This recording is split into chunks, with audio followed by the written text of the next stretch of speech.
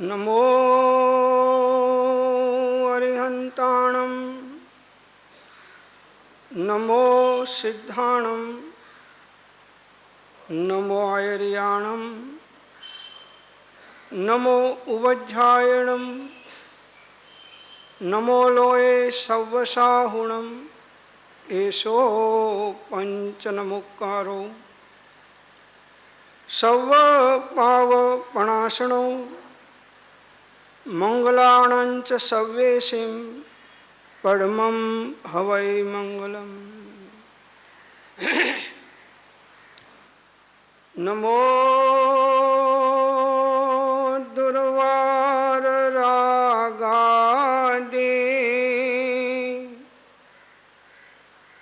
वैरिवार निवारिणे अर्हते योगिनाथाय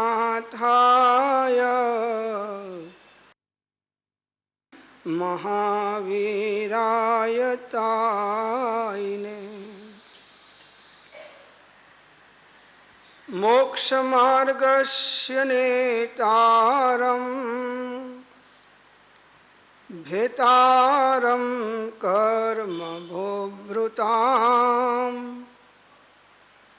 ज्ञातारं विश्वतत्त्वानां वन्दे तद्गुणलब्धये। अज्ञानतिमिरान्धानां ज्ञानाञ्जनशलाकया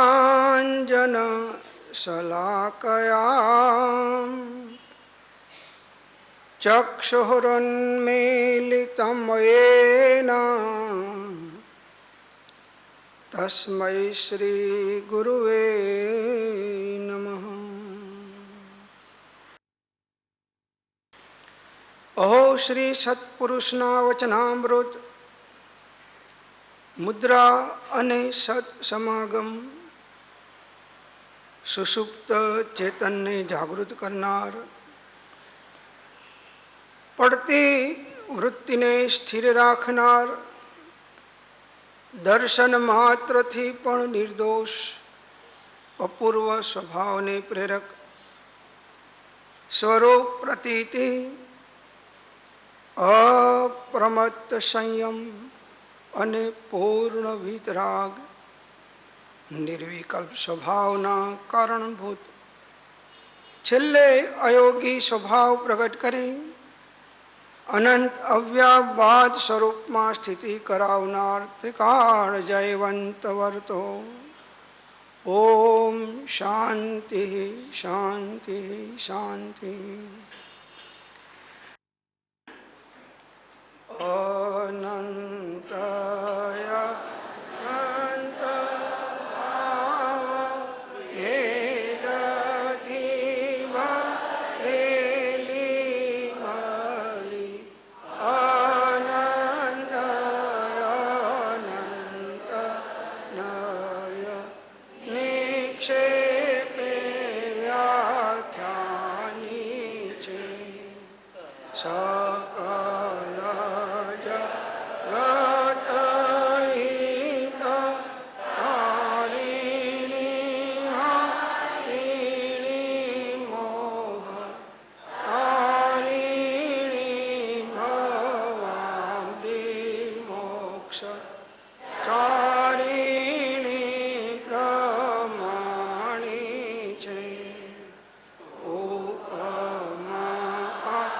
Yeah.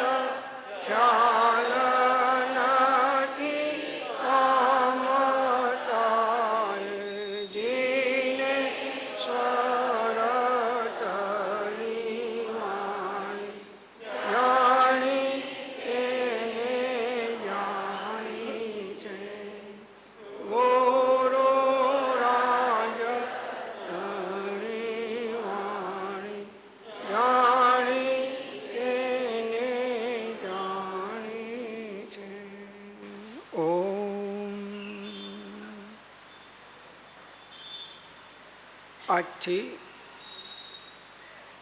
પર્વાધિરાજ મહાપર્યુષણ પર્વનો પહેલો દિવસ શરૂ થાય છે.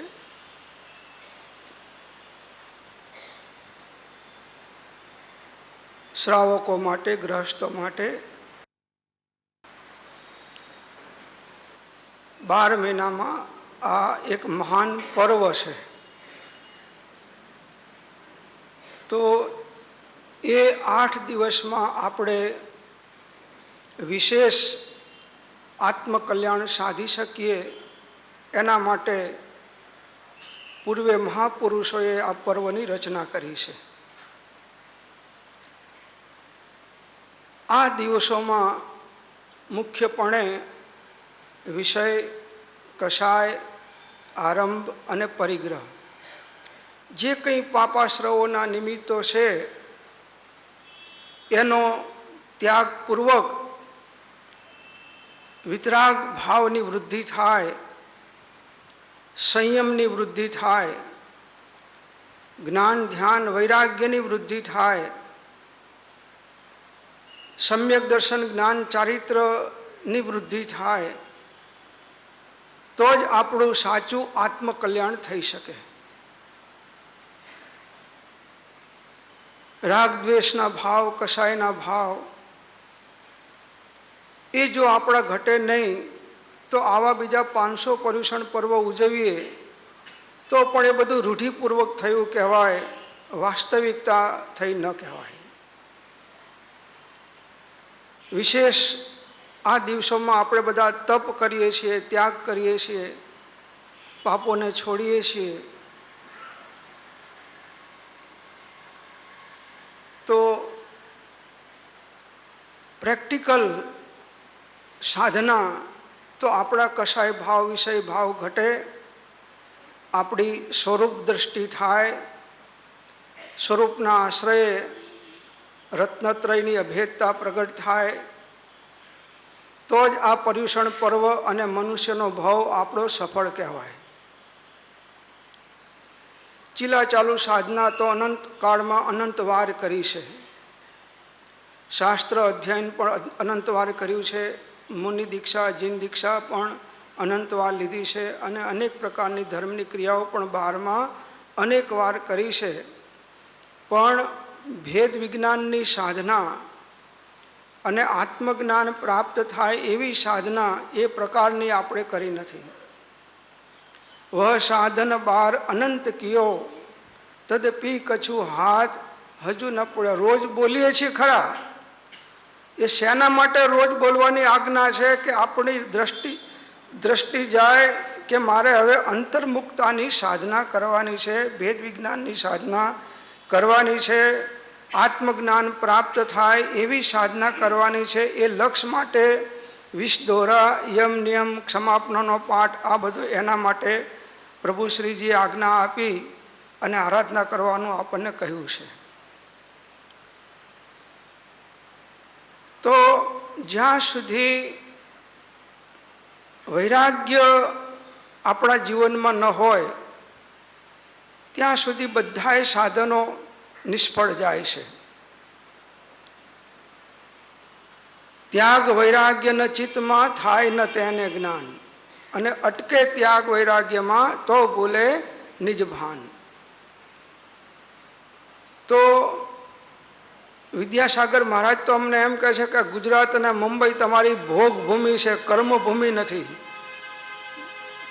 યુગલેના જીવો ભોગભૂમિમાં જન્મે ને, તો કે આ તમે ભોગભૂમિમાં જન્મ્યા છો અને ત્યાં જ ઉછળ્યા છો, એટલે તમારે ખાવાનું, પીવાનું, રહેવાનું, મોજ શોખ, 5 ઇન્દ્રિયના વિષયો આ બધું પ્રચુર પ્રમાણમાં હોય છે. જમવાની આઈટમો આપણી કેટલી હોય છે. એમાં જો ઘરે જમતા હોય તો હજીએ સારું, પાછું હોટલોમાં જમીએ આપણે, જે તે અભક્ષ ખાઈએ, રાત્રિ ભોજન કરીએ, તો એ હકીકતમાં દ્રવ્યથી પણ જૈન નથી. ભાવથી જૈનપણું તો બહુ આગળ વાત છે, પણ જો રાત્રિ ભોજન, કંદમૂળનો ત્યાગ, અભક્ષનો ત્યાગ આ બધું જો આપણામાં ન હોય તો આપણે આ જીનવાણી સાંભળવાના અધિકારી પણ હકીકતમાં નથી. તો એ લક્ષ્ય રાખી અને આ વખતે જે આપણે વિષય પસંદ કર્યો છે એ 12 ભાવનાઓનો વિષય પસંદ કર્યો છે. 12 ભાવના એ વૈરાગ્યની માતા છે અને વૈરાગ્ય એ આત્મજ્ઞાનની માતા છે. તો વૈરાગ્ય આપણો વધે કેમ કે જગતની અંદરમાં કોઈ પદાર્થ રાગ કરવા જેવો નથી. રાગ કરીને કોઈ પદાર્થની અંદરમાં આત્માનું હિત થતી નથી. એમાં આકુરતા વ્યાકુરતા જ થાય છે, અશાંતિ જ થાય છે અને આત્માને દુઃખનો જ અનુભવ થાય છે. છતાં આપણને મિથ્યાત્વના ઉદયના કારણે રાગ મીઠો લાગે છે, મોહ કરવો મીઠો લાગે છે. આપણને એમ છે કે હું મોહ નહીં કરું, રાગ નહીં કરું તો ઘરમાં નહીં રહેવાય. તો જ્ઞાનીઓ પણ ઘરમાં રહ્યા છે ગ્રસ્ત અવસ્થામાં, પણ રાગ રાખીને અંદરમાં રહ્યા નથી. સમ્યક દ્રષ્ટિ આત્મા કરે કુટુંબ પ્રતિપાળ, પણ અંતર્ગત ન્યારા રહે, જીવ ધાવ ખીલાવે બાળ. ન્યારા રહે છે. તો આપણી વૈરાગ્યની વૃદ્ધિ થાય એના માટે 12 ભાવનાઓ છે. એ 12 ભાવનાઓ થોડી આપણે વિચારવી છે. 12 ભાવનાની અંદરમાં આમ તો દ્વાદશાંગનો આખો સાર આવી જાય છે. સમસ્ત શાસ્ત્રનો સાર એ આ 12 ભાવનાઓની અંદરમાં આવી જાય છે. એમાં રત્નત્રયની પ્રાપ્તિ પણ આવી જાય છે. એકત્વ ભાવના એ આત્મ સ્વરૂપને પ્રાપ્ત કરવા માટે બહુ જરૂરી છે. અનિત્ય ભાવના જે આપણને અનિત્ય પદાર્થો પ્રત્યે મોહ છે, રાગ છે, એમાં એકત્વ બુદ્ધિ છે, એ આપણું અજ્ઞાન છે. એ અજ્ઞાન કાઢવા માટે આ અનિત્ય ભાવના છે. ધર્મ ભાવના એટલે રત્નત્રયની પ્રાપ્તિ થાય, સમ્યક દર્શન જ્ઞાન ચારિત્ર્યની પ્રાપ્તિ થાય, 10 લક્ષણ ધર્મની પ્રાપ્તિ થાય, વસ્તુનો સ્વભાવ ધર્મ છે એની આપણને પ્રાપ્તિ થાય. બોધિ દુર્લભ ભાવના આવે છે. તો એની અંદરમાં અનાદિકાળથી આપણે પરિભ્રમણ કરતાં કરતાં કરતાં એકેન્દ્રિયમાંથી 2 ઇન્દ્રિયમાં, 3 ઇન્દ્રિયમાં, 4 ઇન્દ્રિયમાં, પંચેન્દ્રિયમાં, અસંગનીમાં, સંગનીમાં અને એમાંય પાછા ઉત્તમ મનુષ્ય ભાવમાં અને એમાંય પણ ઉત્તમ વિતરાગ શાસનમાં કે આપણને તીર્થંકર પરમાત્માનો પ્રરૂપેલો ધર્મ આપણને મળ્યો છે, પણ આપણે એનો જેવો જોઈએ એવો લાભ ઉઠાવી શક્યા નથી. મનુષ્ય ભાવનો કિંમતી સમય આપણે આરંભ, પરિગ્રહ, વિષય, કષાય, મોજ શોખ અને લૌકિક વ્યવહારોની અંદરમાં આપણે કાઢી નાખ્યો. ચક્રવર્તીની સમસ્ત સંપત્તિ આપી દો પણ છતાંય જેનો એક સમય વધારે કિંમતી છે એવો આ આપણો મનુષ્ય ભાવ છે. 84 લાખ યોનિના જીવોમાં ઉત્તમમાં ઉત્તમ અવતાર આપણો મનુષ્યનો છે. કેમ કે અહીં જે સંયમની સાધના થઈ શકે, ચારિત્ર્યની સાધના થઈ શકે અને કેવળ જ્ઞાન પ્રગટ થઈ શકે એવી બીજી કોઈ યોનિઓની અંદરમાં યોગ્યતા નથી. છતાં વધારે સમય આપણો પૈસા કમાવા પાછળ, વ્યવહારની અંદરમાં, ભોગોની અંદરમાં, આરંભની અંદરમાં, પરિગ્રહની અંદરમાં પરિગ્રહ વધારતા જ જઈએ છીએ, વધારતા જ જઈએ છીએ. હવે એ ખરેખર તો પરિગ્રહ દુઃખનું કારણ છે, દુઃખનું મૂળ છે.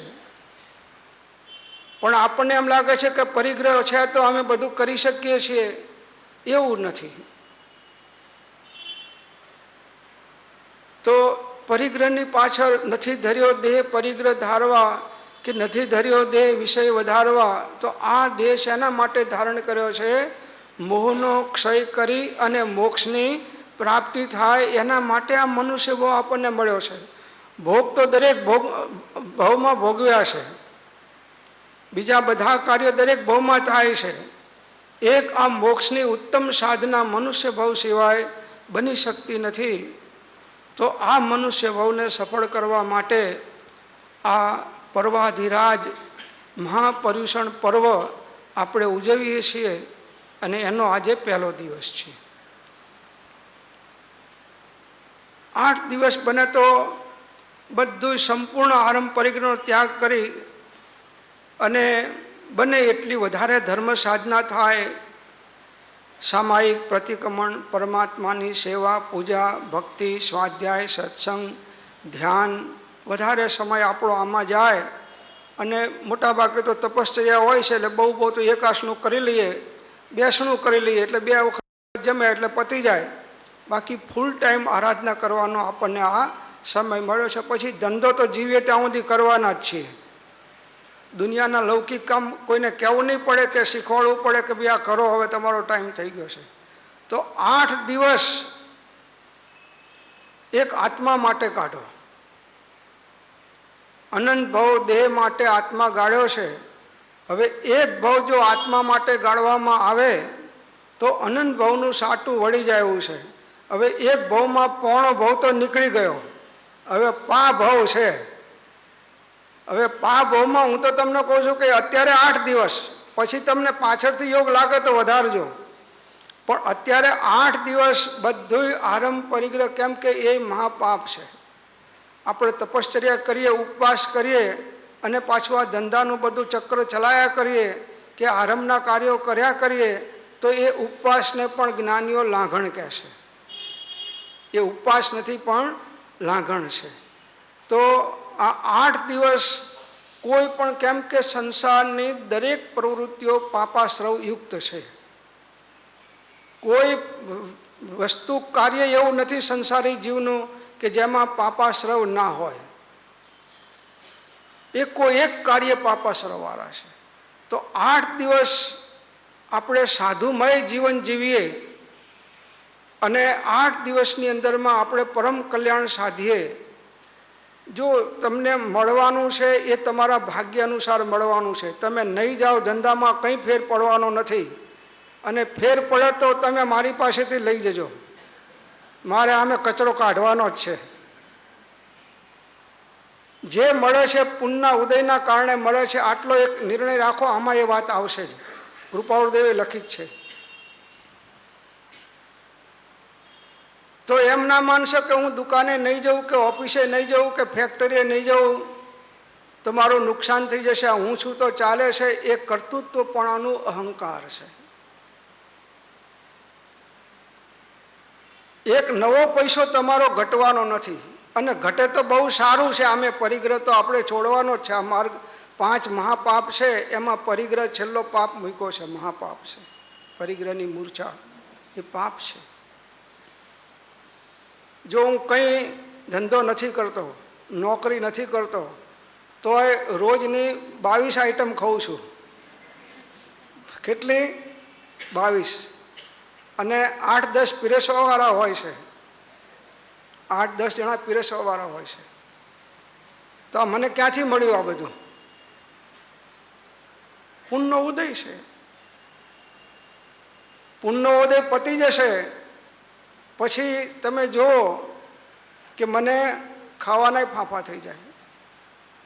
નરસરી ખોરે રાજીઓ જેની દમયંતી રાણી, અડધે વસ્ત્રે રે વનમાં ભમ્યા, ના મળ્યા અન્ન કે પાણી, સુખ દુઃખ મન માન આણીએ, ઘટ સાથે રે ઘડિયા, ટાળ્યા તે કોઈના નવટળે, રઘુનાથ ના જડિયા. આ અંદરમાં ભગવાન આત્મા છે એ રઘુનાથ છે. એને જે વિકલ્પો ભાવો પરિણામો કરીને કર્મ બાંધ્યા છે એ જ એને ભોગવવા પડે છે, બીજા કોઈના નહીં. બીજા કોઈ આપણને સુખ દુઃખ આપતા નથી, લાભ અલાભ કરતા નથી. કે આપણું કિંચિત માત્ર કંઈ કરી શકતા નથી. આપણા પરિણામ દ્વારા જ આપણને લાભ અને આપણા પરિણામ દ્વારા જ આપણને નુકસાન છે. આ તત્વનો સિદ્ધાંત છે. જગતનો કોઈ પદાર્થ આપણને કિંચિત માત્ર હિતકારી પણ નથી અને અહિતકારી પણ નથી.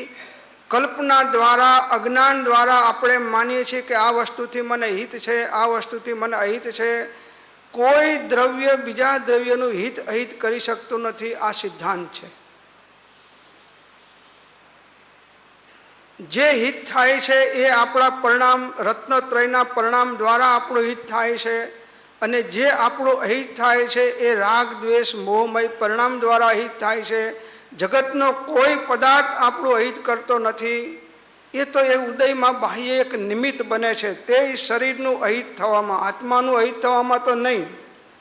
આત્માનું અહિત તો આત્માના પરિણામ દ્વારા જ થાય, બીજા કોઈ દ્વારા ના થાય. આ સિદ્ધાંત છે.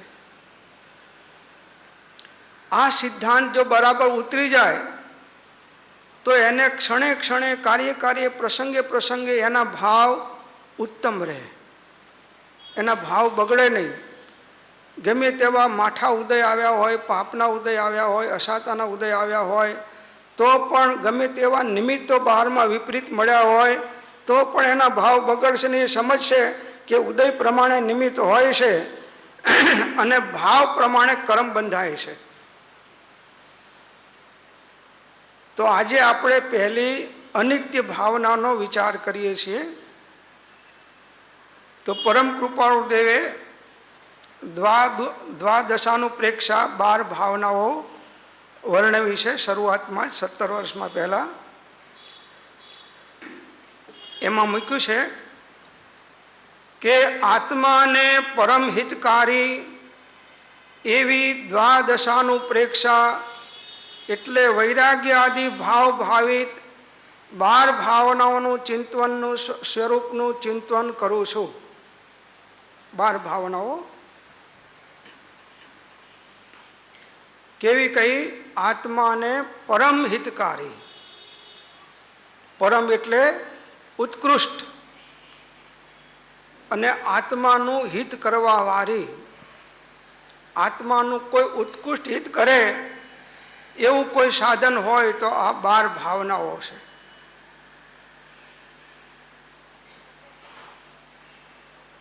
એ 12 ભાવનાઓના નામ કયા છે? અનિત્ય ભાવના, અસરણ ભાવના, સંસાર ભાવના, એકત્વ ભાવના, અન્યત્વ ભાવના, અસુચિ ભાવના, આશ્રવ ભાવના, સંવર ભાવના, નિર્જરા ભાવના, લોક ભાવના, બોધિ દુર્લભ ભાવના અને ધર્મ ભાવના. આ 12 ભાવનાઓના નામ છે. એના સ્વભાવનું ભગવાન તીર્થંકર પણ ચિંતન કરી સંસાર દેહ ભોગથી વિરક્ત થયા છે. કોણ? તીર્થંકર પરમાત્મા. આનું ચિંતન કરી અને એ દેહાધ્યાસ એમનો છોડ્યો છે. સંસાર પણ એમનો નાશ થઈ ગયો અને 5 ઇન્દ્રિયના ભોગોથી પણ એ વિરક્ત થયા.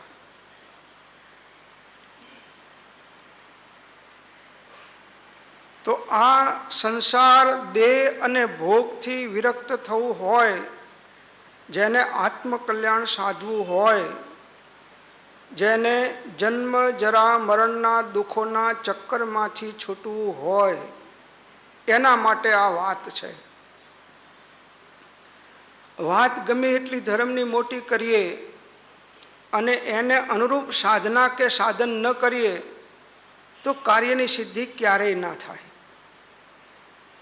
ભાવના રાખીએ કે મારે આ ભાવમાં સમ્યક દર્શન લઈને જ જવું છે, આ ભાવમાં મારે કેવળ જ્ઞાન લઈને જ જવું છે, ભાવના રાખીએ પણ સમ્યક દર્શન પ્રગટ થાય એ પ્રકારની જો આપણે સાધના ન કરીએ તો એવી ભાવના તો અનાદિકાળમાં અનંતવાર કરી છે. પ્રેક્ટિકલ પ્રયોગાત્મક સાધના આ 12 ભાવનાઓનું ચિંતન દરરોજ કરવું જોઈએ. ધ્યાનમાં બેસનારા પણ ધ્યાનમાં બેસતા પૂર્વે આ ભાવનાઓનું ચિંતન કરી વૈરાગ્યનું બળ વધારી ઉપયોગનું બહારમાં જે આકર્ષણ થયું છે મટાડી એ ઉપયોગને અંતર્મુખ કરી અને ધ્યાનમાં સ્થિર થાય છે. ધ્યાનવાળા પણ પહેલાં કંઈક ને કંઈક ચિંતન કર્યા પછી ધ્યાન કરે છે.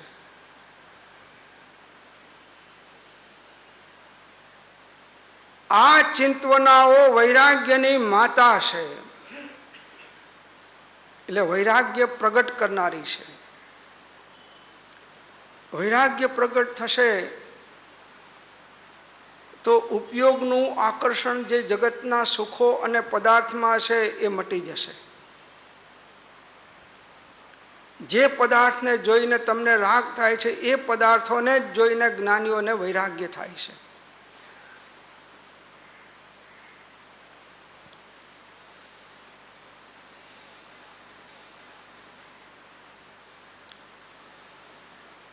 તો ઉપયોગનું આકર્ષણ થવાનું કારણ અજ્ઞાન છે. જ્ઞાન અને વૈરાગ્યને અવિનાભાવી સંબંધ છે. જ્યાં જ્ઞાન હોય ત્યાં વૈરાગ્ય હોય જ. સાચો વૈરાગ્ય હોય ત્યાં જ્ઞાન હોય જ.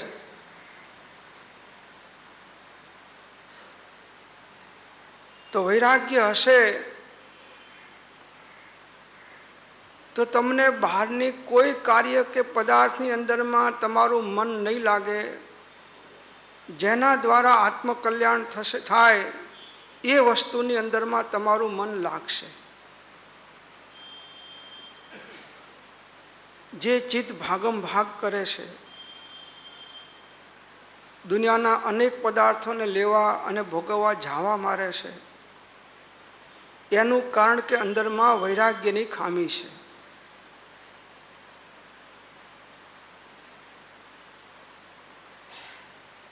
તો વૈરાગ્ય એ મોક્ષ માર્ગનો ઉત્કૃષ્ટ ભૂમિઓ છે. કૃપાળુદેવે વૈરાગ્યના પાઠમાં એક વાક્ય મૂક્યું છે કે વૈરાગ્ય એ મોક્ષ માર્ગનો ઉત્કૃષ્ટ ભૂમિઓ છે. જેમ જંગલમાં ભૂમિઓ લઈને જઈએ તો ભૂલા ના પડીએ, એમ મોક્ષ માર્ગમાં જો વૈરાગ્ય રૂપી ભૂમિઓ હોય તો આપણે ક્યાંય ભૂલ્યા વગર અટક્યા વગર સીધા મોક્ષ બાજુ આપણો સતત પુરુષાર્થ ચાલી અને મોક્ષની પ્રાપ્તિ આપણે કરી લઈએ.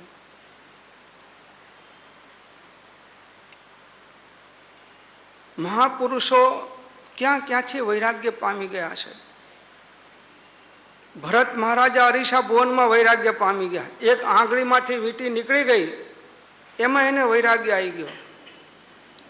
देखी आंगड़िया पैक अड़वी वैराग्य वेगे गया छांडी राज समाजने भरतजी कैवल्य ज्ञानी थया ચોથું ચિત્ર પવિત્ર એજ ચરિતે પામ્યો પૂર્ણતા જ્ઞાની નામન તે રંજન કરો વૈરાગ્ય ભાવે યથા. વૈરાગ્ય આવ્યો ત્યાં જ કેસ લોચ કરી નાખ્યું. અરીસા ભુવનમાં સજી ધજીને આવેલા 6 ખંડના રાજા છે, બધું ઉતારી નાખ્યું, ડ્રેસ ને દાગીના ને બધું લોચ કરી મુનિ થઈ ગયા. અંતર મુહૂર્તમાં ત્યાં કેવળ જ્ઞાન લઈ લીધું. અંતર મુહૂર્તમાં મુનિપણું, અંતર મુહૂર્તમાં કેવળ જ્ઞાન. કોઈ વાદળાઓ જોવે છે અને એક રાજાને વાદળા જોતા હતા, વજ્રધન ચક્રવર્તી, બીજા કોઈ રાજા હશે, તો એમાં સરસ એક મોટું મંદિર જેવો આકાર વાદળાનો થયો. આમ જોયું તો કે આવું મંદિર આપણે બનાવવું છે. એ પોતે ચિત્રકાર હતા. એમને થયું કે આ ચિત્ર હું દોરી લઉં ને આવું મંદિર બનાવું. તો અંદરમાં ડ્રોઈંગ પેપરને પેલો પેન લેવા ગયા એટલામાં વાદળા વિખરાઈ ગયા. વિખરાઈ ગયા અને ત્યાં જ એને થઈ ગયું ઓહો આવું ક્ષણિક આયુષ્ય આ વાદળા જેવું આપણું. અને એ રાજપાટ મૂકીને નીકળી ગયા. એક રાજાનું દ્રષ્ટાંત આવે છે કે એક વાળ ધોળો જોયો અને જોયું બધું છોકરાને સોંપીને નીકળી ગયા.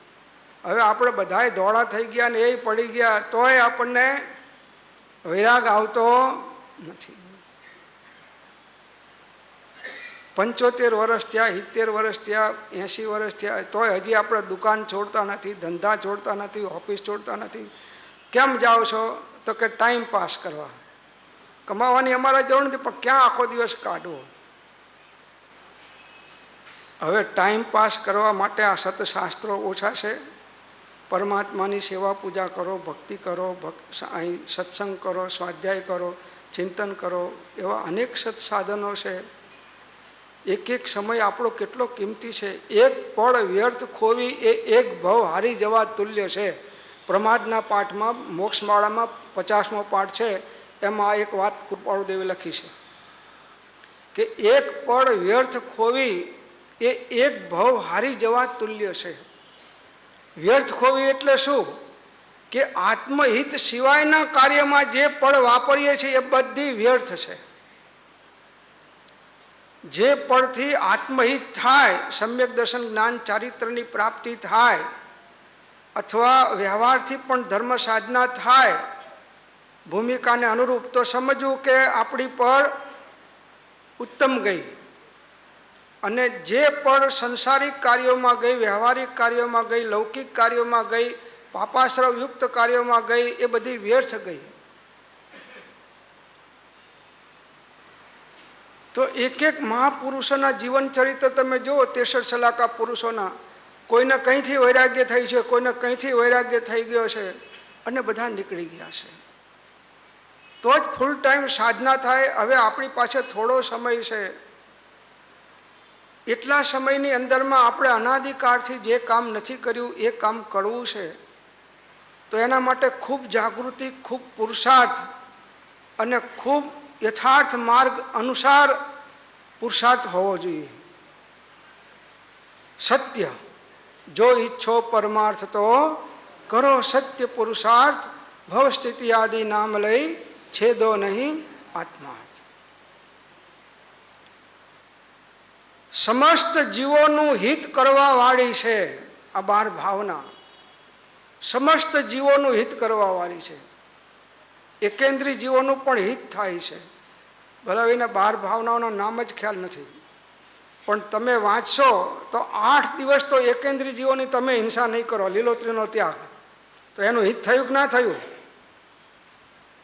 એનું હિત થઈ ગયું. તો જગતના સમસ્ત જીવોનું હિત કરવા વાળી છે. જે સંઘની પંચેન્દ્રિય છે એ તો 12 ભાવના ભાવે તો એના આત્માનું તો હિત થાય જ.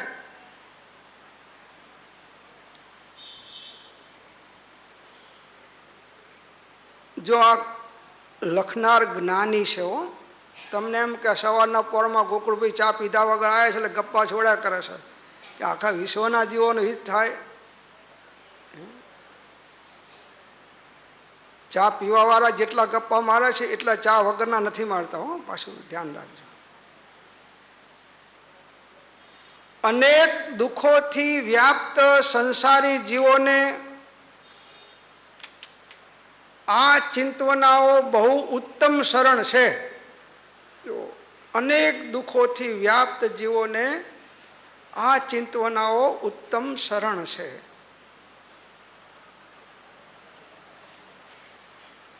આપણને લાગે છે કે આપણે દુઃખી છીએ. સંસારમાં કોઈ જીવ સુખી નથી, જ્ઞાનીઓય સુખી નથી, અજ્ઞાનીઓ તો હોય જ ક્યાંથી.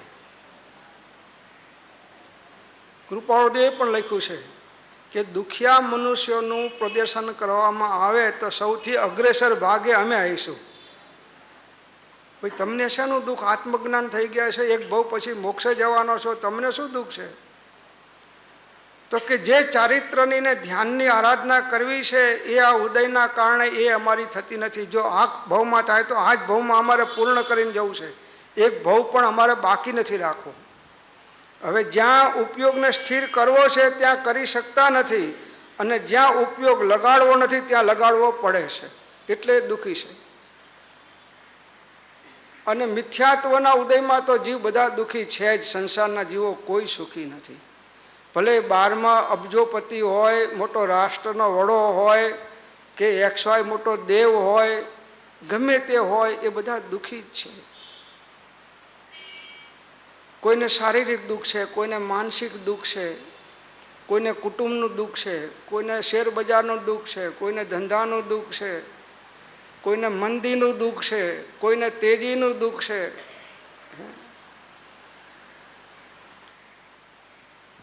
કોઈ સંસારમાં સુખી નથી.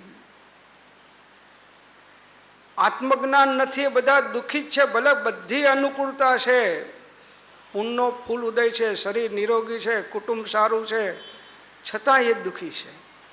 માનસિક અશાંતિ તો રહેવાની જ છે, મિથ્યાત્વ છે. એટલે સાહેબી સુખદ હોય, માન તણો મદ હોય, ખમા ખમા ખુદ હોય, એ તો કશા કામનું. જુવાનીનું જોર હોય, એસનો અંકુર હોય, દોલતનો દોર હોય, એ તો સુખ નામનું. વનિતા વિલાસ હોય, પ્રૌઢતા પ્રકાશ હોય, દક્ષ જેવા દાસ હોય સુખ ધામનું. વધે રાય ચંદ એમ સદ્ધર્મને ધાર્યા વિના જાણી લેજે સુખ એ તો બે જ બદામનું. કોઈ કિંમત નથી આપણા સુખની જ્ઞાનીઓ પાસે. આપણે જે અહંકાર સુખનો કરીએ છીએ, પુણ્યના ઉદયનો અહંકાર કરીએ છીએ, એની જ્ઞાની પુરુષ પાસે બે બદામની વેલ્યુ નથી. ટાટા હતા, એ શ્રીમદજીને લઈ ગયા કે સાહેબ આપણો મેલ તો જુઓ. એમને એમ કે વવાણિયાના ગામડામાંથી આવ્યા છે, હવે આમને હું જોયું હોય, એટલે લઈ ગયા એ વખતમાં. હો તો ફ્રાન્સના ઝુમ્મરો ને જાપાનના ગાલીચાઓ ને બધી જુદી જુદી દેશ પરદેશની બધી આઈટમો જોઈ. પછી આમ આમ જોયા કરે, કંઈ બોલે નહીં. પછી ટાટાને એમ થયું કે કેમ બોલતા નથી, અવાક થઈ ગયા એકદમ. આ જિંદગીમાં પહેલી વખત જોયું હશે, એટલે હવે આની વાણીએ બંધ થઈ ગઈ. કેમ લાગ્યું રાયચંદભાઈ? બોલ્યા નહીં. ઓહો, આ ખોટા માણસને લાવ્યો, કોઈક શ્રીમંત માણસને લાવ્યો તો આની કિંમતે કરત. હવે આની કિંમતે ક્યાંથી આવે? પછી સોફામાં બેસાડ્યા, ફ્રાન્સના સોફા. કંઈક બે અક્ષર તો કહો. એને એમ કે કંઈક થોડુંક કે આપણે પેલી નોટમાં લખાય, કોઈ ઘરમાં આવે. અમારા કિશોરભાઈએ 86ની સાલમાં એક વાક્ય લખાયું હતું, 1986માં, આ મોટા પુસ્તકમાં આગળ. અને એમાં લખી દીધું કે શાસ્ત્ર સ્વાધ્યાય એ સ્વરૂપસ્થ થવા માટે છે, એક જ રીતે. આજ મને એમને વંચાઈ, મને તો યાદ નહોતું. મને કે જો આ 86ની સાલમાં તમે લખી આપ્યું હતું કે શાસ્ત્ર સ્વાધ્યાય એ સ્વરૂપસ્થતા થાય તો કામનું છે. કોઈ પણ સાધના જો સ્વરૂપસ્થ ન થવાય તો બધી સાધના નિષ્ફળ છે. પછી પરમ કૃપાળુ તો એટલું બોલ્યા કે આમાંથી કોઈ સદનસીબ થયું છે, આમાંથી કોઈને મરીને ઘરની બહાર કાઢ્યા છે? ત્યારે પેલા સાંભળીને શોર્ટ થઈ ગયા. જો આમાંથી જેમ હું હમણાં જઈશ એમ તમને કાઢશે. હું તો વાતે ગાતે જઈશ, પણ તમને રોતા રોતા કાઢશે બધા આમાંથી. તો જે સાહેબી છે, જે પુણ્યના ઉદય છે, તો બે ઘડીના છે, બે દિવસના છે. અને એ મેળવતા જે પાપ બાંધ્યા છે એ અધોગતિને તિરંજ ગતિમાં નાખનારા છે. એનો આપણને ભાન નથી આવતું. હજી એ દેખાતું નથી. બકરીને ઘાસ દેખાય છે પણ ઉપરની ડાંગ દેખાતી નથી કે આ ડાંગ હમણાં પડવાની છે. એવી આપણી સ્થિતિ છે. એટલે વધારતા જ જઈએ છીએ.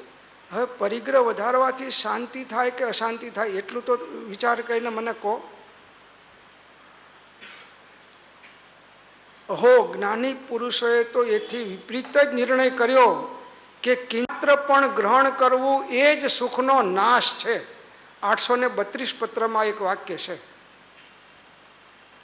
અહો જ્ઞાની પુરુષોએ તો એથી વિપરીત જ નિર્ણય કર્યો કે કિંચિત માત્ર પણ ગ્રહવું એ જ સુખનો નાશ છે. 24 પ્રકારના પરિગ્રહ છે, 10 પ્રકારના બાહ્ય છે, 14 પ્રકારના અભ્યંતર છે. બધાય પરિગ્રહ દુઃખનું કારણ છે, સુખનું કારણ નથી. ભલે થોડા દિવસ તમે લહેર કરી લો, પ્લેનમાં જાઓ ને પ્લેનમાં આવો ને મહેલમાં રહો અને લેટેસ્ટ ગાડીઓમાં ફરો, BMW ગાડીમાં ફરો. કેટલાની આવે છે? કરોડની આવે છે, કેટલાની આવે છે? હમણાં પેલા હમર લાયા છે, પેલા તમારા કોઈ એક્ટર છે હમર એ બહુ ઇન્ડિયામાં કોઈ માંડ 2-3 ગાડીઓ છે, 2-4 ગાડી લેટેસ્ટ નીકળી છે હમર. હું તો વાંચીને અંદરમાં એક બાજુ મને એના ઉપર દયા આવે, પણ શું થાય હવે, એક્ટરોના પૈસા એ પાપના હોય એટલે પાપનું ધન પાપમાં જ જાય, બીજા જાય શું? જે મોજ શોખમાં બધું ધન જાય છે, વિષય ભોગોમાં ધન જાય છે, એ બધું પાપનું ધન હતું, એ પાપમાં જવાનું. 1000 રૂપિયાની ડીશ ખાઓ એટલે સમજવું કે આ પાપનું ધન પાપમાં જાય છે. ખાઓ કે ખવડાવો, બે એક જ છે.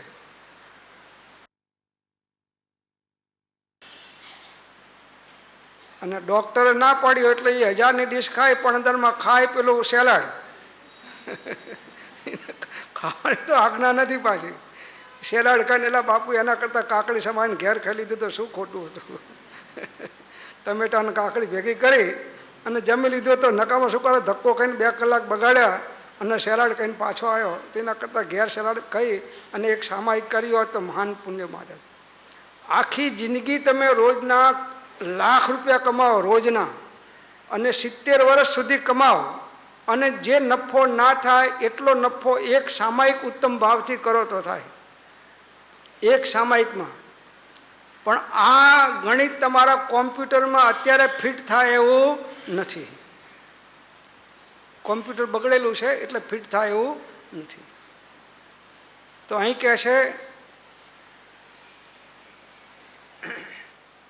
આ ચિંતવનાઓ બહુ ઉત્તમ શરણરૂપ છે. દુઃખરૂપ અગ્નિથી તપ્તાયમાન થયેલા જીવોને શીતલ પદ્મવનની મધ્યમાં નિવાસ સમાન છે. હવે જે આ ત્રિવિધ તાપાગ્નિ છે, જન્મ જરા મરણના દુઃખો છે, આધિ વ્યાધિ ઉપાધિના જે દુઃખો છે, આ દુઃખરૂપ અગ્નિથી તપ્તાયમાન થયેલા જીવોને શીતલ પદ્મવનની મધ્યમાં નિવાસ સમાન છે. કમળોના વનમાં ઉનાળામાં રહેવાનું મળે તો કેટલી શીતળતા થાય. એવી શીતળતા આત્માની અંદરમાં 12 ભાવનાઓની ભાવનાઓ દ્વારા આવે છે. મન શાંત થઈ જાય છે, મન શીતળ થઈ જાય છે, મનની આકુળતા વ્યાકુળતાઓ બધી નષ્ટ થઈ જાય છે. મનની અંદરમાં જે બધા ડિપ્રેશનો આવ્યા હોય એ બધા નીકળી જાય છે. ડિપ્રેશન થવાનું કારણ શું છે? મન કોઈ ખોટા વિષયના અંદરમાં લાગ્યું છે. હવે જો એને ઉત્તમ વિષયમાં લગાડવામાં આવે તો બધું મટી જાય. પણ આને ડિપ્રેશનમાં મજા આવે છે, આને આકુળતા વ્યાકુળતામાં મજા આવે છે. એટલે એ જે વિષયનું ચિંતન કરે છે એ વિષયનું ચિંતન એ છોડવા તૈયાર થતો. પાછું કંઈક સાહેબ હું સમજુ છું ખરો, દુર્યોધને કહ્યું કે હું સમજુ છું ખરો ધર્મ શું છે, પણ હું આચરી શકતો નથી. આચરી શકતા તો પછી જ્યાં જવાનું હોય ત્યાં જવું પડશે. શું થાય? તો દુઃખરૂપ અગ્નિથી તપ્તાયમાન જે મનની અંદરમાં દુઃખો છે, શારીરિક દુઃખો છે, કે જે આધિ વ્યાધિ ઉપાધિના દુઃખો છે, કે જન્મ જરા મરણના દુઃખો છે, એવા દુઃખોથી તપ્તાયમાન થયેલા જીવોને શીતલ પદ્મવન કમળના વનની મધ્યમાં નિવાસ સમાન છે. પરમાર્થ માર્ગ દેખાડનારી છે. જો આ 12 ભાવનાઓ, પેલા સેલ્સમેન આવે ને તમારે માલ વેચવા એટલે પહેલાં એના માલના વખાણ કરે, પછી કેવો સસ્તો માલ છે એના વખાણ કરે, અને કેવું અલભ્ય છે આ માલ મેળવવો એ વખાણ કરે. ગમે એમ કહીને તમને માલ લેવાનું આકર્ષણ થાય એવું સેલ્સમેન કરે છે. એટલે હું અત્યારે 12 ભાવનાઓનો સેલ્સમેન છું. હું અત્યારે 12 ભાવનાઓનો સેલ્સમેન છું. એટલે મારે તમને આ 12 ભાવનાઓ વેચવા આવ્યો છું, વેચવા નહીં, વેચવા આવ્યો છું. કોઈ ગ્રાહક થાઓ, હારે કોઈ માધવ લો, કોઈ માધવ લો, કોઈ બાર ભાવનાઓ લો, કોઈ બાર ભાવનાઓ લો. અચળ પ્રેમે કોઈ ગ્રાહક થાઓ. ગ્રાહક જોઈને અમે એને આપી દઈએ છીએ. અચળ ગ્રાહક થાઓ. પર્વના દિવસમાં ગ્રાહક ઘણા હોય, પછી તો 5-50 ના મળે. આ દિવસમાં ગ્રાહક. હું ત્યાંથી આવ્યો એટલે મને કહે કે તમે આ 2 પેલા લેતા જાઓ માસ્ક બધા, અને મોટા રૂમાલ લેતા જજો, કે ત્યાં આગળ તો બધાય. મેં કીધું કંઈ વાંધો નહીં, અમે સ્થાનકવાસી ધર્મ પાળશું, અમને શું વાંધો છે. સ્થાનકવાસી ધર્મ પાળશું. એ વખતે જ્યારે ધર્મ નીકળ્યો ત્યારે આવી કંઈ તકલીફ હશે એટલે એ લોકોએ ચાલુ કરી દીધું. તો હવે આપણું ચાલુ થશે, એમાં શું વાંધો છે. શ્વેતાંબરોમાં પૂજા કરે ત્યારે નાકે રૂમાલ બાંધે.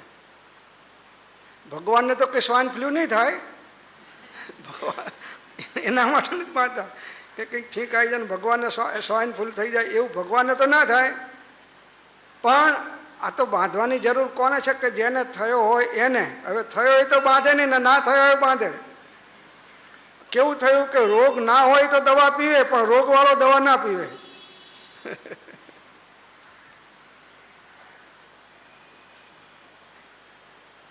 તો આ સ્થાનકવાસી ધર્મ 8 દિવસ પાળવાનો આવે પણ ધર્મ તો છે. એ જૈન ધર્મનો એક ફાંટો તો છે. પછી આગળની ભૂમિકા જાય અને અપ્રમત યોગીશ્વર થાય ત્યારે બધું નીકળી જશે. ભૂમિકા જેમ જેમ વધતી જાય એમ જેમ કૃપાળુદેવ પ્રભુશ્રીને છોડાવી દીધી બધી મુપત્તિઓ, કે ભાઈ અહીં ઈડનની આજુબાજુ 25 ગામમાં તમારે મુપત્તિ બાંધવાની નહીં. એમ હું અહીંને છોડાવી દીધી બધાની આ મુપત્તિઓ, કે અહીં અગર હોલમાં કોઈ બાંધશો નહીં. અને છતાંય બાંધો તો મને વાંધો નથી, છૂટી ગઈ બધાની. નહીં તો પહેલાં તો મને ત્યાંથી બધું બેનરો બનાવીને બધું આવ્યો મને કે તમે આ બધું જોજો, ધ્યાન રાખજો. એટલે હું તો 2 ખિસ્સા રૂમાલમાં લઈને આવ્યો. મેં કીધું મુંબઈ ઉતરીને સીધો ટ્રેનમાં ઉતરીને બાંધી દઈશ. પણ બધાને ઉઘાડા મોઢે જોયા એટલે મેં કીધું હવે આપણે વાંધો નથી. પછી વધારે રાહત અહીં આવ્યો એટલા બધા વ્યવસ્થાપકોએ કરી આપી કે વાંધો નથી, હવે અમે બધું કાઢી નાખ્યું છે, તમારે કંઈ ચિંતા જેવું નથી. છીંક ખાવી હોય તો બીક, આમાં છીંક ખાઈ જાય તો મોટી બીક. એ સારું છે. જો સંવત્સરી પ્રતિક્રમણમાં છીંક ખાય તો ફરીને પ્રતિક્રમણ કરવું પડે. મારા શ્વેતાંબરોમાં તો છે. આ સંવત્સરી પ્રતિક્રમણ કરે ને કોઈની છીંક આવી જાય તો ફરીને પાછું નવું પ્રતિક્રમણ શરૂ કરવું પડે.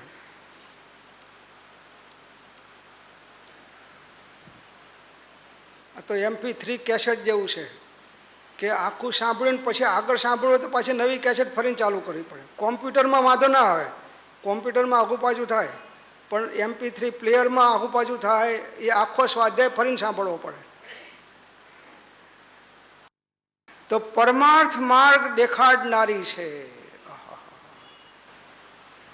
પરમાર્થ મોક્ષનો માર્ગ, જે રત્નત્રયનો માર્ગ, જેનાથી વર્તમાન કાળના જીવો લાખો ગૌ દૂર છે, એવો અનાદિકાળમાં જે માર્ગ હાથમાં નથી આવ્યો, એવો સાચો પરમાર્થ માર્ગ, મોક્ષનો માર્ગ, એ આ 12 ભાવનાઓ એ મોક્ષ માર્ગને દેખાડનારી છે.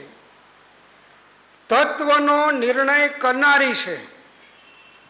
9 તત્વ કહો કે 6 પદ કહો, એનો નિર્ણય. એટલે આમાં હે શું છે, જ્ઞેય શું છે, ઉપાદેય શું છે, આનો આપણને નિર્ણય કરાવે છે. કે ઉપાદેય એકમાત્ર પોતાનો સ્વ આત્મા જ છે. જ્ઞેયમાં તો જગતના બધા પદાર્થો જ્ઞેય છે, અને આત્માને અહિતકારી જે પદાર્થો થતા હોય એ બધા હેય છે. તો આવો વિવેક આ 12 ભાવનાઓ દ્વારા આપણને થાય છે. તત્વનો નિર્ણય કરાવનારી છે. અત્યાર સુધી આપણે તત્વને સાંભળ્યું ખરું, વાંચી ગયા ખરા, પણ નિર્ણય ના કર્યો.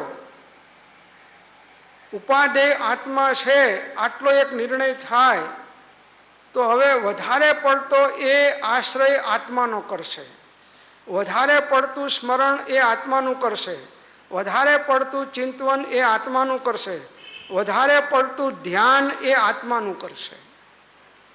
નિર્ણય થાય તો પછી બધો નુકસાનીનો ધંધો એનો બંધ થઈ જાય.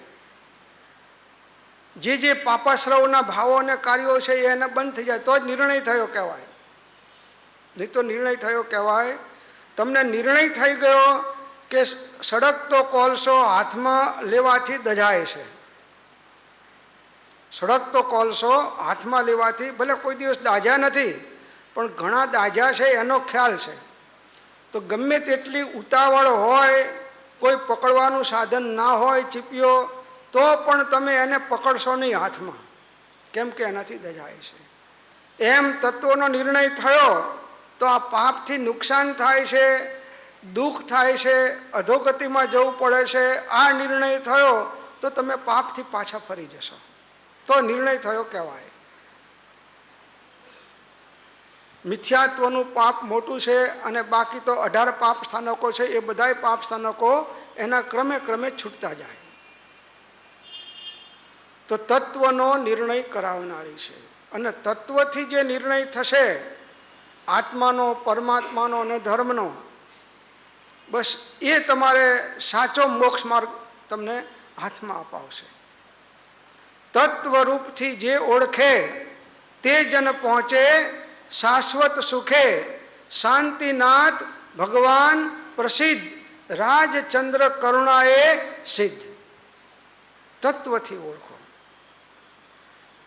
ધર્મને પણ રૂઢિથી નહીં, તત્વથી ઓળખો. કોઈ પણ પ્રકારની સાધના તત્વથી સમજીને કરો. પરમાત્માને પણ તત્વ દ્રષ્ટિથી ઓળખો. જે જાણતો અરિહંતને દ્રવ્યત્વ ગુણ પર્યાયપણે, તે જાણતો નિજ આત્મને તસુ મોહ પામે લઈ ખરે. કોઈ પણ પ્રકારની સાધના તત્વ દ્રષ્ટિથી કરશો તો ક્રમે ક્રમે વિકાસ થશે.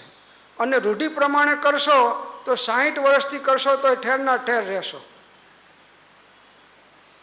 તો તત્વનો નિર્ણય કરાવનારી છે, સમ્યક્ત્વ ઉત્પન્ન કરનારી છે. ઓહો, હવે તો મારો માલ વેચાશે.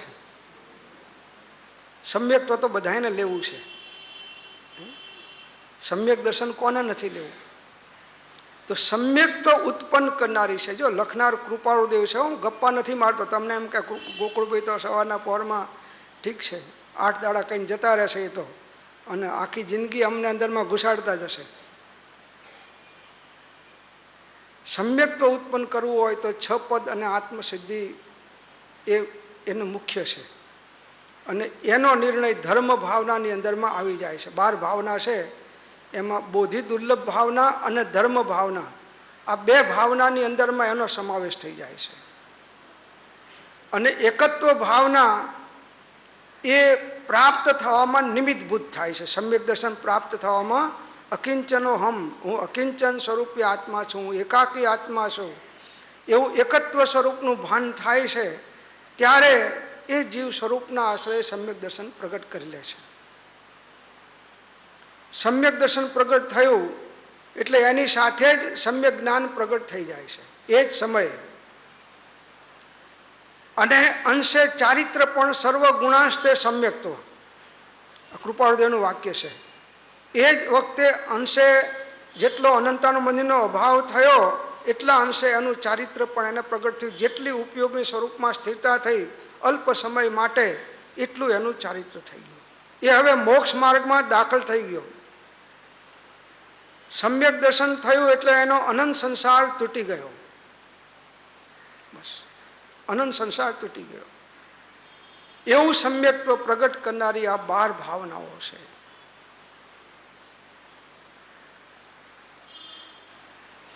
હવે આનાથી બીજું શું આત્મકલ્યાણ તમને જોઈએ છે?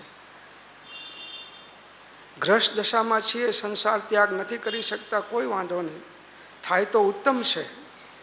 સર્વસંગ પરિત્યાગ થાય તો સોનામાં સુગંધ છે, એમાં કોઈ બેમત નથી.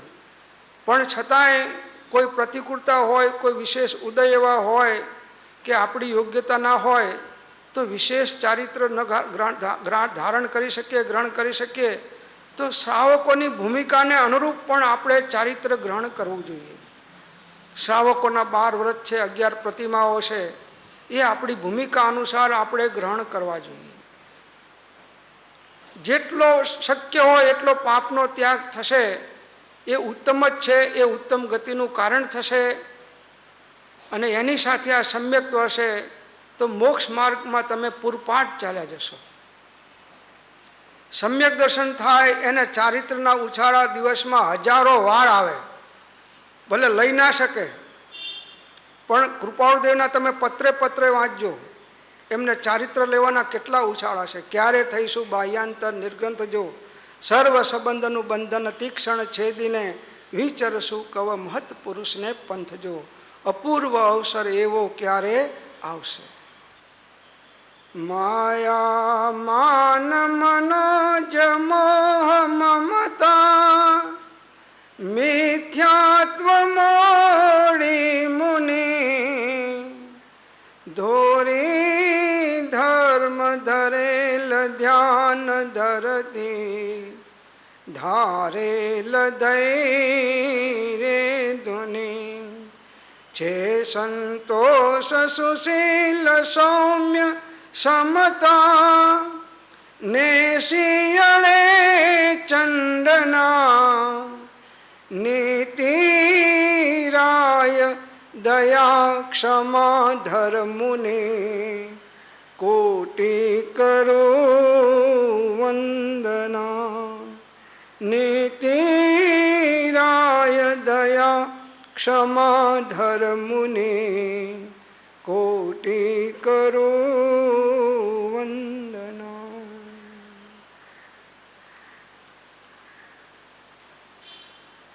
તો સમ્યક્ત્વની સાથે ચારિત્ર હોય એ તો સોનામાં સુગંધ છે. ચારિત્ર એ સુખ છે, દુઃખ નથી. ચારિત્ર એટલે ઉપયોગની સ્વરૂપમાં સ્થિરતા છે અને એના માટે બાહ્ય ચારિત્ર છે. બંનેનો નિમિત્ત નૈમિત્તિક સંબંધ છે કે જેને એવું બાહ્ય ચારિત્ર ઉત્કૃષ્ટ હોય એની જ ઉપયોગની સ્વરૂપમાં સ્થિરતા વિશેષ હોય. અને ઉપયોગ સ્વરૂપમાં સ્થિર થાય એમાં જ અતિન્દ્રિય આનંદની પ્રચુરતા હોય છે. પ્રચુરતા એની અંદરમાં તમારું કોઈ શરીર સળગાઈ નાખે જીવતા જીવતા તોય તમને દુઃખ નથી. ઉપયોગ જ્યાં સ્વરૂપમાં સ્થિર થઈ ગયો ગચ્છુકુમાર મુનિને, અને માથે સગડી સળગાઈ, પણ એ આનંદમાં હતા, દુઃખમાં નહોતા. દુઃખ તો તમને આવે લાગે છે ને દયા તમને ક્ષમા એમની આવે છે ગચ્છુકુમારની. એ તો સુખી હતા. કેવળ જ્ઞાન દુઃખમાં ના થાય, આનંદની અનુભૂતિમાં અંદરપૂર્વક ટકે તો થાય. એ આનંદમાં હતા. ઉપસર્ગ પરિસરમાં જ્ઞાનીઓ આનંદમાં હોય છે, દુઃખમાં નથી હોતા. અને અજ્ઞાનીઓ એસી હોલમાં પલંગમાં ડંડલો પિલ્લરના હોય તો દુઃખી છે, સુખી નથી. અંદરમાં હીટર ચાલે છે એ દુઃખી છે. જ્ઞાનીઓ સુખી છે. તો સમ્યક્ત્વને ઉત્પન્ન કરનારી છે આ 12 ભાવનાઓનું ચિંતન કરનાર સમ્યક દર્શનને પ્રગટ કરવાનો અધિકારી બને છે. માટે દરરોજ સામાયિક લઈને બેસો તો 12 ભાવનાઓનું ચિંતન કરો. તમારી સામાયિક ક્યાં પૂરી થશે ખબર નહીં પડે. તમારે ટીવી સામે બેન સામાયિક નહીં કરવી પડે. હોય આમ ઉમરામાં એવા બેસે કે કોણ આવ્યું એ ધ્યાન રહે, અને આમાં ટીવી ચાલતું એ ધ્યાન રહે, અને માળા આમ હાથમાં રાખે, ઘડીકમાં આમ સતાવધાન, પછી આમ આમ ચારે બાજુ ફરતું જાય. એ સામાયિક નથી. સામાયિકની અંદરમાં આખું દુનિયાનું વિસ્મરણ થઈ જાય અને સતના ચરણે રહેવાય, સ્વરૂપના ચરણે રહેવાય, એનું નામ સામાયિક છે. પરમ સમતા ભાવ છે.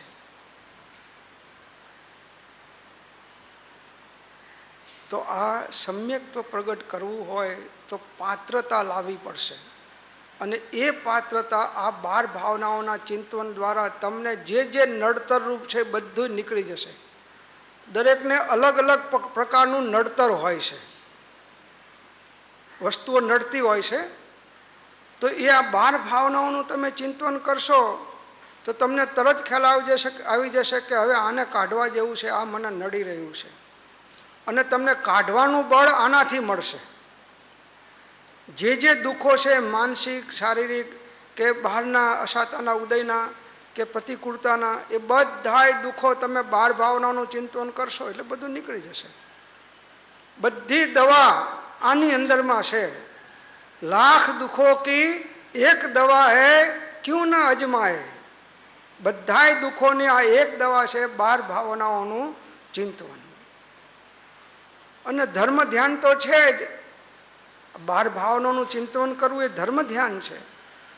અને એ સિવાય જે ધંધાનું, દેહનું, સ્ત્રીનું, પુત્રનું, પૈસાનું કે દુનિયાના પદાર્થોનું ચિંતન થાય, ઈષ્ટના વિયોગનું ચિંતન થાય, અનિષ્ટના સંયોગ કેમ વિયોગ થાય એનું ચિંતન થાય, રોગ થાય તો કેમ જાય એના બહુ ચિંતન થાય, કે કંઈ નિદાન કરીએ કે આ ધર્મ કહીને હું કંઈક ઉત્તમ ગતિમાં જઈશ, દેવલોકમાં જઈશ, આ બધા આર્ત ધ્યાન છે. આ બધા આર્ત ધ્યાન છે અને આ ધર્મ ધ્યાન છે. તો આર્ત ધ્યાન એ અધોગતિમાં લઈ જઈ અને અનેક દુઃખ આપનારું છે.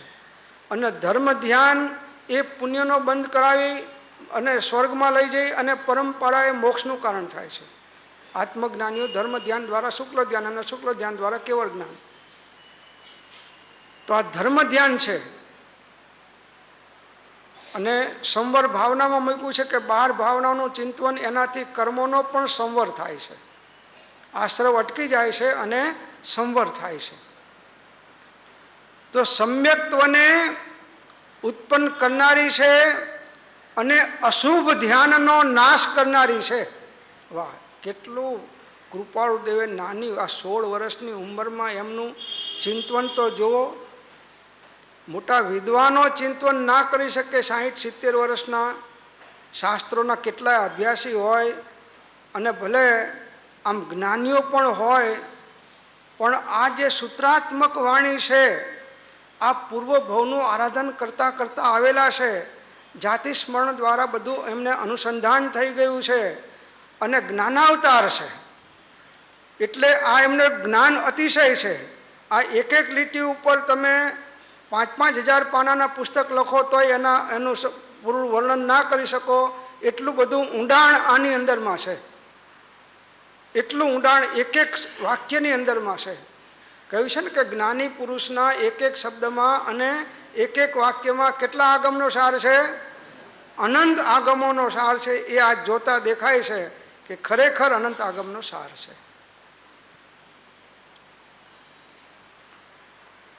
તો અશુભ ધ્યાનનો નાશ કરનારી છે.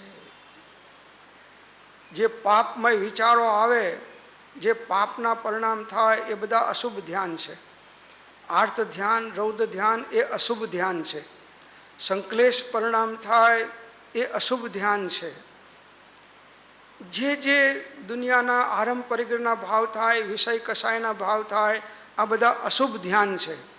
આ અશુભ ધ્યાન બાર ભાવનાઓનું જીવ ચિંતન કરે, વાંચન કરે, સત્સંગ કરે. કંઈ નહીં તો આ બાર ભાવનાઓની કેસેટ સાંભળે. આની કેસેટ તો થશે, પછી વારંવાર સાંભળશો તોય અંદરમાં દ્રઢતા આવશે અને ધીમે ધીમે ધીમે ધીમે એ બધું નાશ થતું જશે. પાપા આશ્રવો અને જે કંઈ તમને નડતર છે એ બધું હટતું જશે. તમારી શક્તિ ચિંતન કરવાની ભલે અત્યારમાં ના હોય તો વારંવાર એને વાંચો, વારંવાર સાંભળો, વારંવાર બીજા કોઈને કહો, એનું લેખન કરો, તો એ વસ્તુ તમારી અંદરમાં દ્રઢ થતી જાય. અને એવી દ્રઢ કરો કે અહીંથી ભવાંતરમાં બીજા ભાવમાં જાઓ તોય પણ આ મૂડી સાથે આવે. પેલી મૂડી તો કંઈ સાથે નહીં આવે. પણ જેમ કૃપાળુદેવને પૂર્વનું કરેલું આરાધન આ ભાવમાં સાથે આવ્યું, એમ આપણું પણ બીજા ભાવમાં સાથે આવે. એ પ્રકારે ઘૂંટી ઘૂંટી અને એને દ્રઢ કરો. તો બધા અશુભ ધ્યાન, માઠા ધ્યાન, જે કંઈ ખોટા વિકલ્પો આવે છે, સંકલ્પ વિકલ્પો આવે છે, જહાં કલ્પના જલ્પના તહાં માનું દુઃખ છાદાય અને મીટે કલ્પના જલ્પના 3 વસ્તુ તબ પાય. બધી કલ્પનાઓ અને જલ્પનાઓ, સંકલ્પ અને વિકલ્પ, આ બધાય અશુભ ધ્યાનો તમારા નાશ થઈ જાય આના ચિંતનથી. અશુભ ધ્યાનનો નાશ કરનારી છે. અશુભ ધ્યાન રાખવું હોય તો ચિંતન ના કરશો, અને ના રાખવું હોય તો કરજો. બુફે તમારા હાથમાં છે, તમારા હાથે છોડી દઉં છું. અશુભ ધ્યાન કરી અને અધોગતિમાં જવું હોય તો આનું ચિંતન ના કરશો. ડૉક્ટર કહે છે ને કે ભાઈ જો રિએક્શન આવે તો આ ગોળી ના ખાશો, આનાથી રિએક્શન તમને આવે તો આ ગોળી ના ખાશો, અને ફાયદો લાગે તો લેજો. તો અશુભ ધ્યાનનો નાશ કરનારી છે બધાય માટા ધ્યાન. તમને લાગે છે ને કે ભાઈ મને ખોટા સપનાઓ આવે છે, બહુ આ સપનાઓ ખોટા બંધ થઈ જશે. અમારે એક ભાઈ બીમાર હતા અમદાવાદમાં, હમણાંની જ વાત છે, એક દિવસ પહેલાંની જ વાત છે. આઈસી યુનિટમાં દાખલ કર્યા. પછી અંદરમાં તો એક જ માણસને રહેવા દે. અહીં તમારા મુંબઈમાં તો એકને નથી રહેવા દેતા. અમારે ત્યાં વળી અમદાવાદવાળા એટલા થોડા ઉદાર છે, એક જણાને અંદરમાં રહેવા દે. એમને વાઈફને રાખેલા. પછી એને કહ્યું કે ગોકુળભાઈને ફોન કર. તો સ્વાધ્યાયમાં આવે, ફોન કર્યો અને કે સાહેબ આઈસી યુનિટમાં શું ને હવે આ બધું ડચકા ખાઈ રહ્યો છે ને શ્વાસની બહુ તકલીફ છે ને આમ કરવાનું બહુ તકલીફ છે.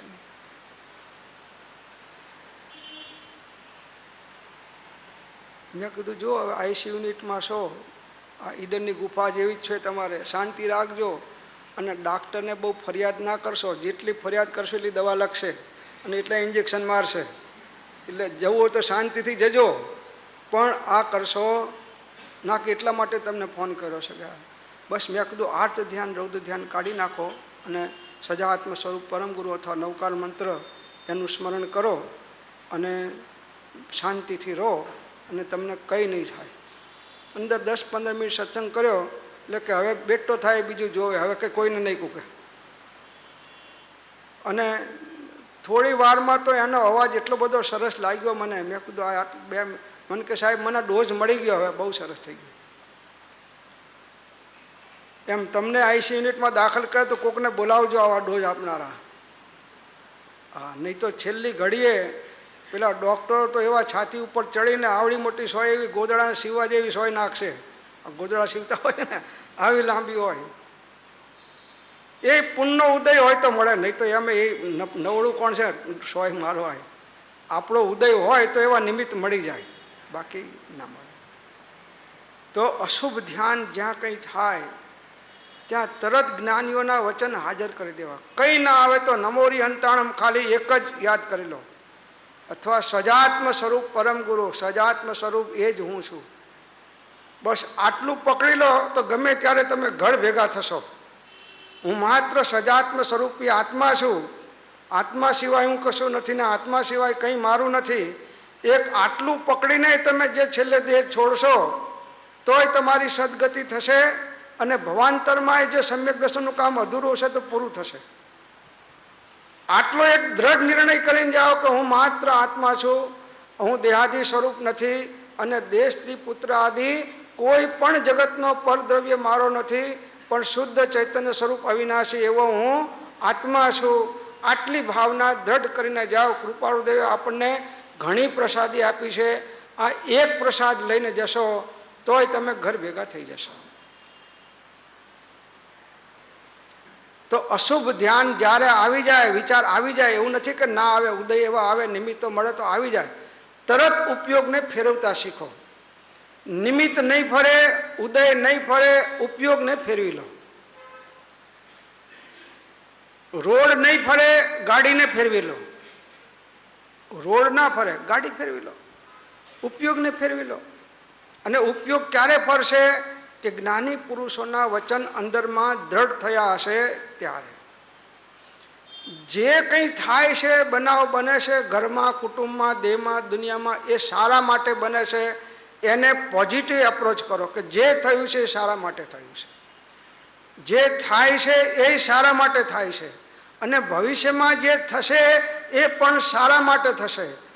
પછી જે બનાવ બને એને તત્વદ્રષ્ટિથી જોશો તો એ સારા માટે છે, અને અજ્ઞાન દ્રષ્ટિથી જોશો તો તમને એમ લાગશે કે આ ના થયું હોત તો સારું. જ્ઞાન દ્રષ્ટિથી જોશો તો કેમ થશે કે આ થયું હોય તો સારું હતું. થયું છે, સારું થયું છે.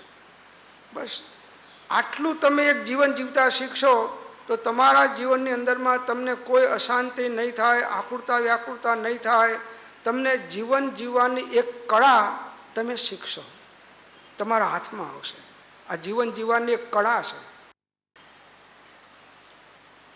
તો દ્વાદશાંગ ચિંતવના સમાન આ જીવનું હિત કરનાર બીજું કંઈ નથી.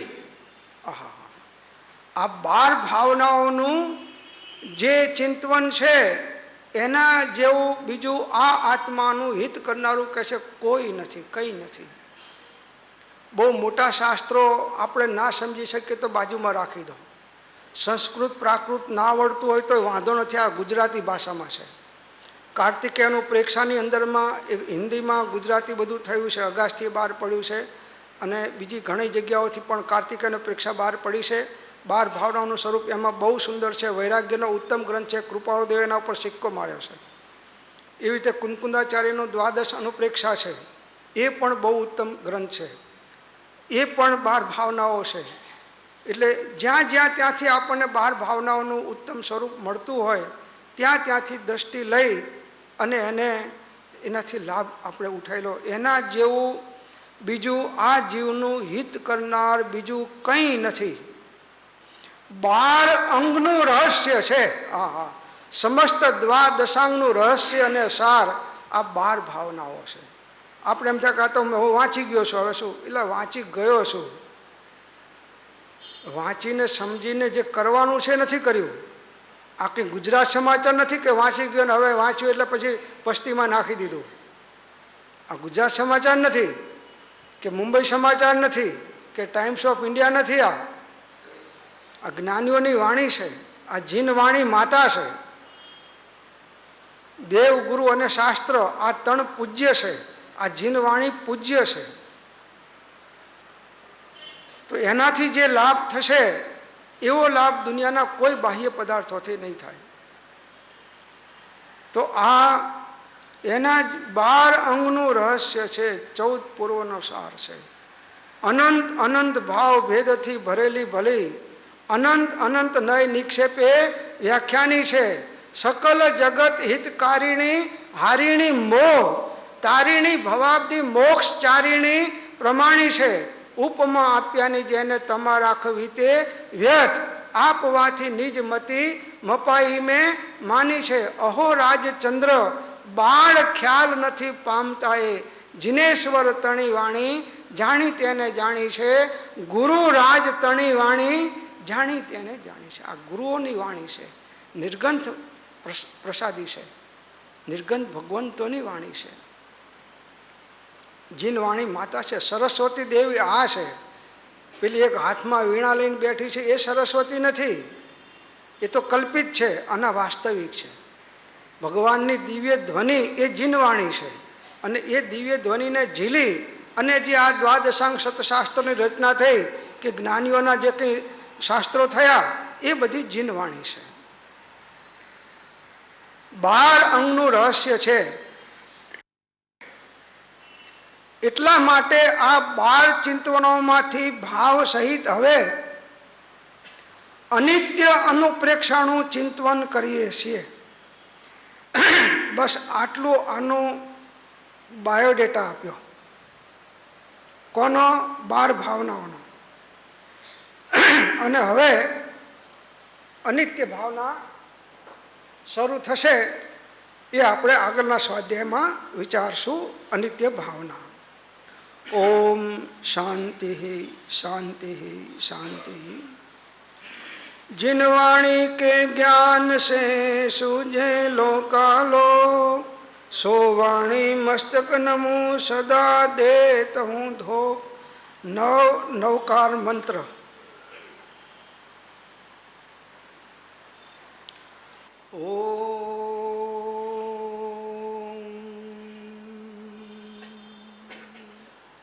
सुख धामायाना सुशांत चाहि दिन रात्र रहे तद ध्यान महि पर शांति સુદામાય જય પ્રણમો પદતે પરતે જયતે ઓ પ્રણમો પદતે પરતે જયતે. બપોરના 3:30 થી 5 શ્રી આત્મતીર્થ શાસ્ત્ર તથા અપરોષ થશે. રાત્રિના 6:45 થી 7 દેવવંદન, ત્યાંથી 7 વાગ્યાથી 8:15 વાગ્યા સુધી બ્રહદ આલોચના પદો લેવાશે. તેમજ રાત્રિના 8:30 થી 9:45 સ્વાધ્યાય રહેશે. અન્ય કાર્યક્રમ રાબેતા મુજબ બપોરના છે રહેશે. ઓમ શાંતિ શાંતિ.